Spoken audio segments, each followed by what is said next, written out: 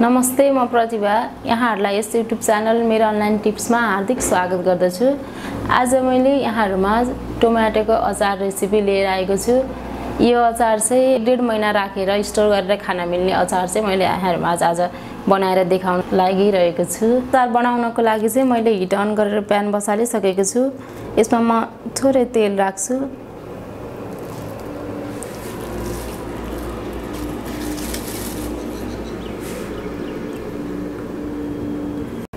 हेर्नुस् त मैले यो 1 किलो जति टमाटरलाई चाहिँ यसरी मसिनो गरी काटेर रेडी गरेको छु।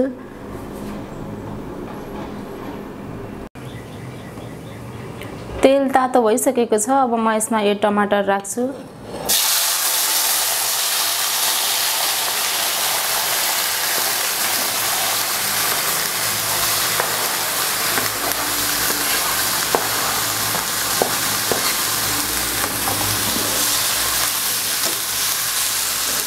यो टमाटरलाई चाहिँ एकछिन ढाक्दै गल्ने गरी पकाउनु पर्छ।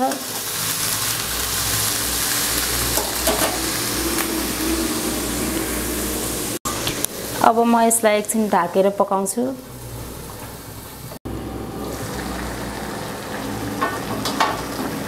हेर्नुस् त टमाटर पाकिरहेको छ। यो अझै राम्ररी गलिसकेको छैन।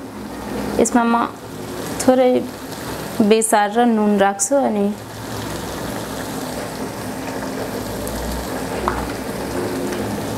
अझै यसलाई ढाकेर 5 मिनेट जति पकाउनु पर्ने हुन्छ। यसलाई राम्ररी गलाउनु पर्ने हुन्छ।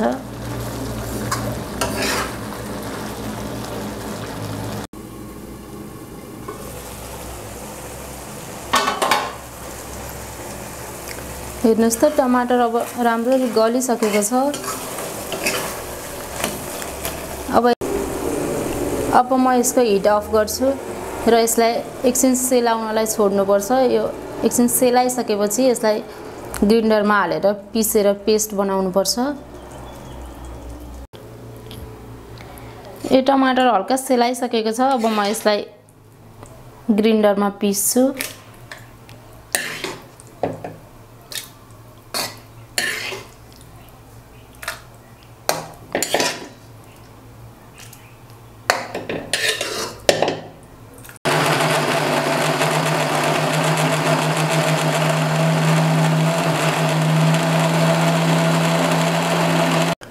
हेर्नुस् त यसलाई मैले ग्राइन्डरमा पिसेर पेस्ट बनाइसकेको छु। यो टमाटरको पेस्टलाई चाहिँ फेरि पकाउनु पर्ने हुन्छ। त्यसको लागि मैले हिट अन गरेर प्यान बसालिसकेको छु। अब म यसमा तेल राख्छु। यो अचार चाहिँ स्टोर गरेर 1-1.5 हप्तासम्म राखिने हुनाले यसमा अलि बेसी नै तेल राख्नुपर्छ। तेल तातो भइसकेको छ। अब म यसमा जिरा फ्राई गर्छु।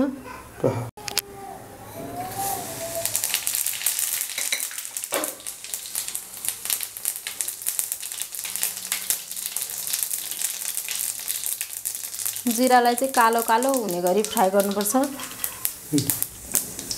हेर्नुस् त जिरा कालो कालो पनि भइसकेको छ। अब म यसमा रातो खुर्सानी राख्छु।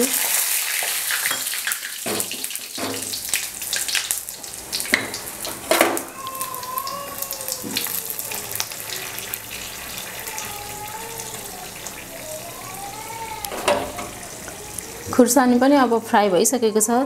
यसमा म अब यो तिलको दाना राख्छु।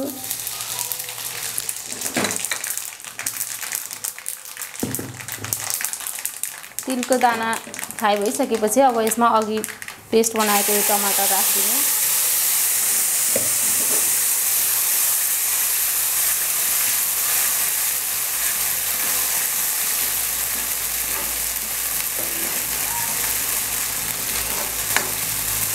र यसलाई एकछिन राम्ररी मजाले यो तेल माथि नआउन्जेलसम्म पकाउनु पर्छ।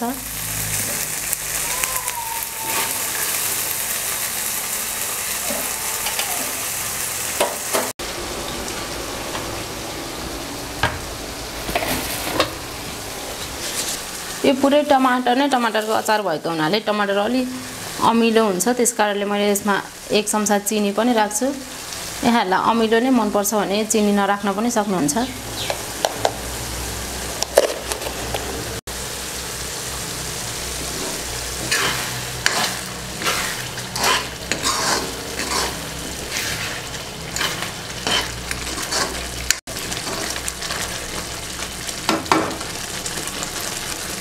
अब यसलाई एकछिन मिडियम हिटमा यो तेलहरु माथि नआउन्जेलसम्म पकाइराख्नुपर्छ।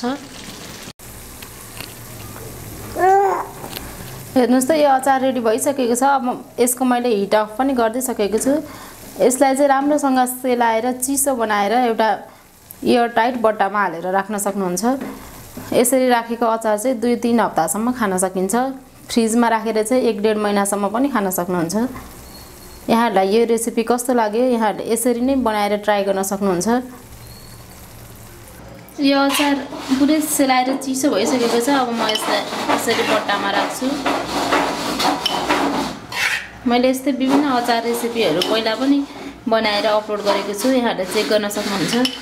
मेरो यो रेसिपीहरु कस्तो लाग्छ कृपया कमेन्ट गर्न नबिर्सनु होला।